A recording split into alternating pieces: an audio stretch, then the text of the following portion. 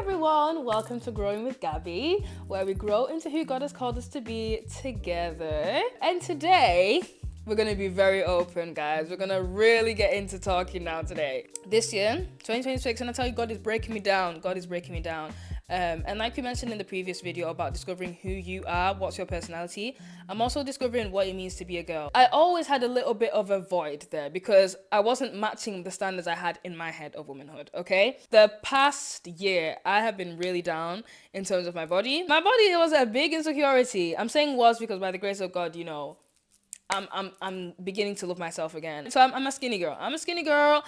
I've always been a skinny girl. It's never changed, okay? It's never changed. But I think I had in my head that one day I'm gonna be a thickums. I don't know.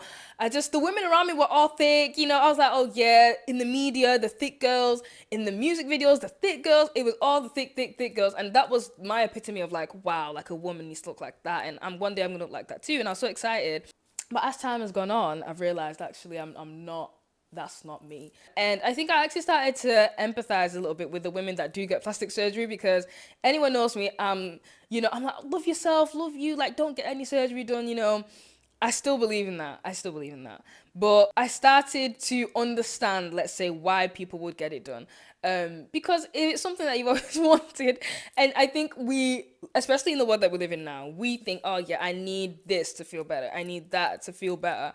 I need, all this. And I empathize with it. I get it. I really, when I say I get it. As a woman, we're not always following trends, but trends move and we always want to look our best. We always have our makeup, our hair, our this and that. I always like to stay on top of it all, okay? Like make sure I'm looking good. I always put emphasis on that. I started going to the gym last year. I wasn't doing it very well, let's say, because I wasn't eating as well as I should have. I actually lost a lot of appetite as I was going to the gym and I ended up losing weight, as you can imagine. And I was just so unhappy. I was like, oh my God, how is everybody going to the gym getting thick and I'm losing weight? And it was my fault. I wasn't eating properly. Let's be honest. I wasn't eating properly. But I was just so frustrated because I was going to the gym for the wrong intentions as well. I was going to the gym because I thought it would be a way to get the body that I wanted, I just wanted to look more feminine. I just wanted to be more in my woman bag. I felt like there's that transition from the teenage body to like the woman body. And I feel like everyone around me, naturally, it was just changing, including my sisters, and it just felt like I was just stuck on the teenage body. I was like, okay, I want to be part of the gang. And it really started to have a toll on me. I feel like it started off as a joke at first, but it really started to have a toll on me. And it's easy for people to say, skinny's always in. I know, but for someone who wanted to be thick, I was not happy, okay? I had something else in my head and this wasn't matching, okay? This is just me personally. And I started getting really upset. It started really affecting how I saw myself. Me, who's usually a very confident person who would wear whatever, try out different outfits and stuff. I started limiting myself with certain outfits. I wasn't even wearing like a top like this because I didn't want my arms on show too much because it was looking a bit concerning. All this type of stuff. That was never me. But for a small period of my life, I started thinking that, and this is very recent, which led me to spiral into thinking about what is it to be a woman? What did you define being a woman as all this time? Which was all them things that I said. You had to have the banging body, nice hair, nice. That was what I grew up, as a child. That's what you thought it was. But now we're older, we've got to realize there's more than that. And as I'm thinking about career and I'm thinking about my future, there's so much more to just looks, even though looks do matter. But there's more than that. And as usual, like I said, I'll bring it to God. And I decided to study as well the women in the Bible. Eve was the first woman that we were introduced to, the first woman in the Bible. And I think when we think about her, we always think about the fact that she sinned. And then we have sin on earth now because her and Adam decided to eat the fruits that they shouldn't have. And it's always something kind of negative, a negative stigma, a lot of condemnation, a lot of, oh no, I feel that. I don't know if anybody else feels that. But then I also started to study Mary Magdalene in the Bible, who was the first person to actually spread the gospel of Jesus Christ's resurrection, to the first person to hear the gospel from Jesus himself, from the angel. It was Mary Magdalene. Okay, so it's two different women from two different times in the Bible. The first woman was from the Old Testament, the first ever woman, Eve. And then the second woman is the second woman, Mary, is the first woman to experience Jesus after he's been resurrected. I really identify myself with Mary. I think I see myself in Eve too. We always see ourselves in people in the Bible. But I really started to identify myself with with Mary. Because Mary was trusted with the word of God, with the gospel of Jesus Christ, when women before that, or the perception of women before that, was that we were just seductive, was that we were just used as props, was just that women were not, I don't know, women didn't have much of a voice back in the day, back in the Old Testament, especially with the condemnation that came with Eve. It was just like we didn't hear much. But Mary came to change that. Mary came, or Jesus came to change that, let's say. Let me change that. Mary came, Jesus came to change that. When Jesus was resurrected, he chose Mary to spread the gospel first to his companions that Jesus is alive. And they didn't believe her, which is the crazy thing. They didn't believe homegirl. Why? Because women already have this stigma, we're too emotional, we're too this and that, we're too this and that. But I'm going somewhere with this. Keep with me. I'm coming somewhere with this. There's a reason why I talked about what I talked about at the beginning. I'm coming. There was more of a mandate for Mary to spread the gospel. And then there's the Grand Commission. Is it the Grand Commission? Is that what we call it? The Great Commission, sorry. Of go to the nations and make the disciples for all of us. But Mary was the first person to receive that word. Why? Because Jesus changed the scripts. Jesus changed the scripts from women were just known for, they were the ones who sinned and led Adam to sin and all this type of stuff, and were just Jezebels and all this, to women have a voice. Women can be used with their voice to spread the gospel, to impact the lives of others. Women are influential. Women are powerful. There's such a power that comes in womanhood, sisterhood, being a woman, that I think as a woman we neglect a lot. I think we show a lot of the girly side, which I love. I love content that's all about get ready with me and all this type of stuff. I do. But as I've got older, I would say the past 3 years, I've been really looking into deeper content now. Like, I want to know what influence and what impact can I have here on earth that goes beyond my hair and my makeup and my outfits and my body and how desirable and great I look, okay? Because looks fade. Looks fade. You can be at your prime one day, looks wise, and then the next day something happened, and it changes your perspective, or it changes how you look, because we're always subject to change, which I spoke about before, right? But we have to look beyond our looks. We have to look beyond what feminine energy and all that type of stuff is online. One thing I've spoke about many times is the whole mysterious girl thing. I have nothing against it. If that's you, great. I'm not mysterious girl. I can't do mysterious girl. I can't do it because it's not within me. I have a voice. I want to speak. And for a long time, I even muted that because I wanted to be more desirable to guys. I wanted to be more, I don't want to talk too much. I don't want to be too talky online because what people are going to think, like, ooh, they don't want to go out with someone who's talking online. I don't want to ruin my chances of getting chosen. Pick me behavior, disgusting. Naturally, we like to talk. Naturally, we like to do what I'm doing here, sitting down, talking. I love a good yap, but it's about talking about things that are beneficial, things of influence. We are so influential. Going back to Eve, if Eve influenced Adam to eat the fruits, the forbidden fruits from the forbidden tree they shouldn't have ate from, yeah? It shows that there is a power that comes to being a woman. We have a certain influence that can lead, if it's not submitted to God, it can lead you down the wrong path. But when it's submitted to God, it can lead you closer to him. And we can do so much greater things. And as I'm walking into my womanhood and learning more about what it means to be a woman and learning more what it means to be myself, Gabrielle, I'm learning that there is power that comes with being a woman. There's power that comes with being me. And stepping into that boldly. Now, don't get it twisted. Our looks are still very powerful. Our looks, we're beautiful. Women are beautiful, especially black women. We are beautiful. And I think the pressures of society can really get to our heads, can get to my head a lot. Like, okay, I need to look a certain way. When I tell you, I focused on that so much that God really had to strip me down. Even on the way to church, guys. I don't wear makeup to church anymore. Not out of my personal decision, out of personal conviction, should I say. I've started going to a new church this year too. So I was like, okay, I need to be on fleek. Like, you never know who you're going to meet. I'm going to meet new people every single time. I need to make sure I look good. That when people meet me, they can see, okay, I'm giving them my best.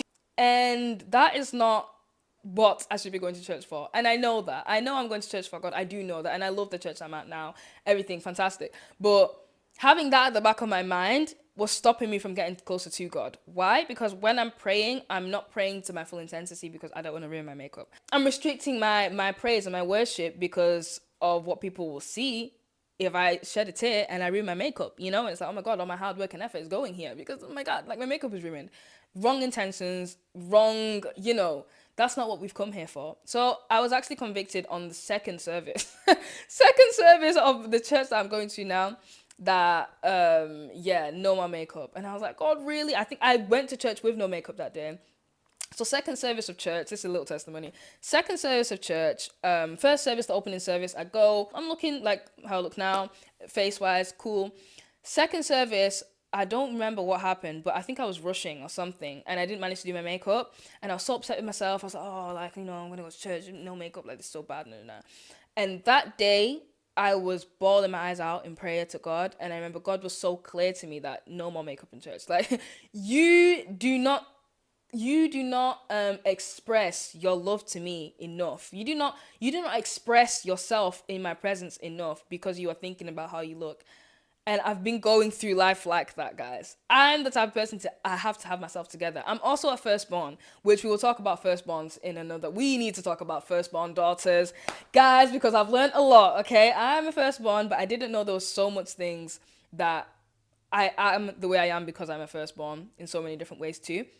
But like I said, we'll talk about that another time. But just briefly, because I'm a firstborn, I like to have everything together. I like to be put up. Not even that I like to. I kind of feel obliged to have everything together because I have siblings after me. I need to make sure everything's good. I don't want them to see me down. And when I'm outside, I don't like people to see me down too because I don't know. I just carry that with me everywhere, type of thing.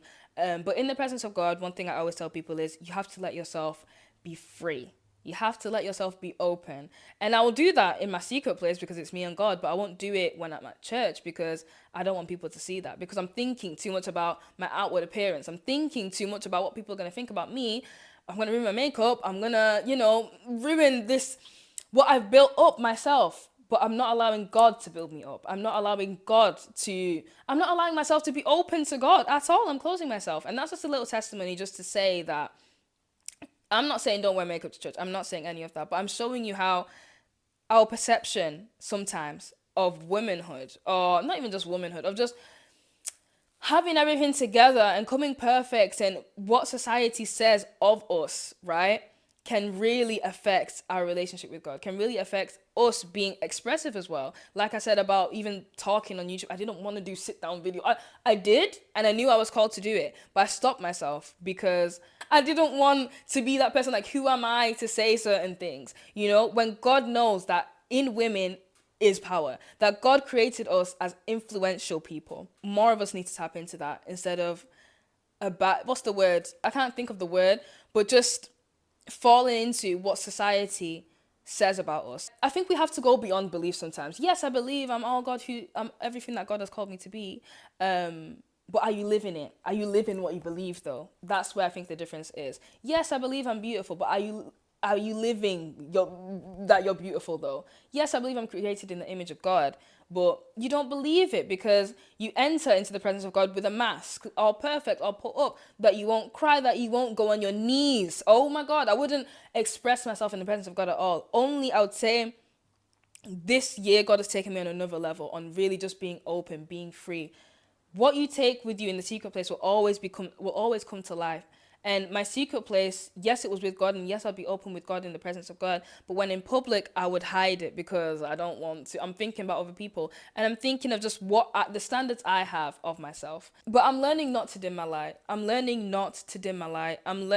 and understanding that I have more value than my looks. And it sounds so obvious and so cliche or whatever, but I see a lot of women who do care about their appearance to men, or how they are viewed by men, and we're at an age as well. I think it's also a bit difficult because you want to date and you want to go out and you want to see guys and you want to, you're thinking about marriage and etc., etc. So you want to present yourself well, but I'm learning that whoever want to be with me is going to have to deal with the fact that I do talk online. Is going to have to deal with the fact that, yes, I'm a bit expressive. Yes, I'm a bit chatty. Yes, I'm all these things. And that's what makes me more me than what you see on the outside. Because, yes, don't get it twisted. I can do my hair cute. I can do a good makeup look. I can dress very nice.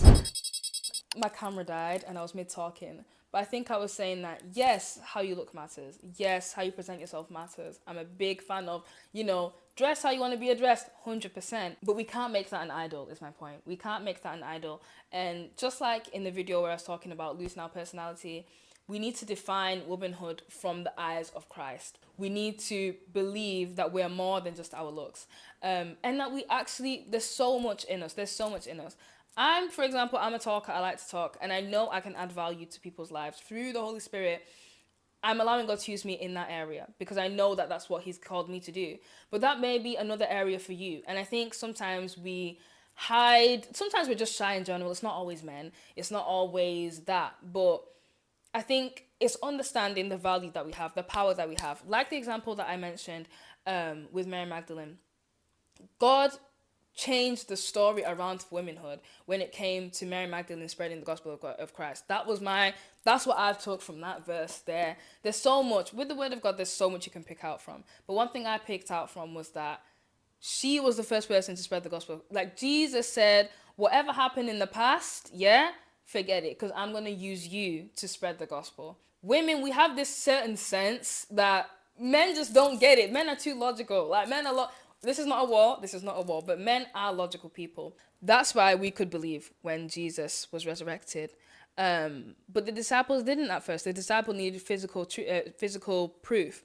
But we women, we can just sense things. We can just sense things. And when God has called you to do something and you can sense it, I'm going to encourage you to go for it. I'm going to encourage you to go for it because we're more than just our looks. We're more than just our body. And I'm saying this to me. I'm saying this to me because I really did idolize my body at one point.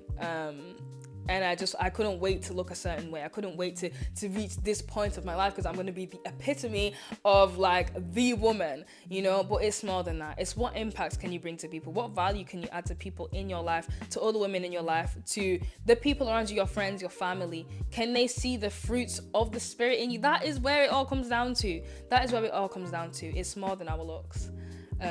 And I hope I've made that clear because I've said it so many times. But yeah, like I said, my camera died, so I'm using my phone right now. But I hope this has blessed someone. I hope I've said everything I need to say on that. And I'll see you in my next one. Bye.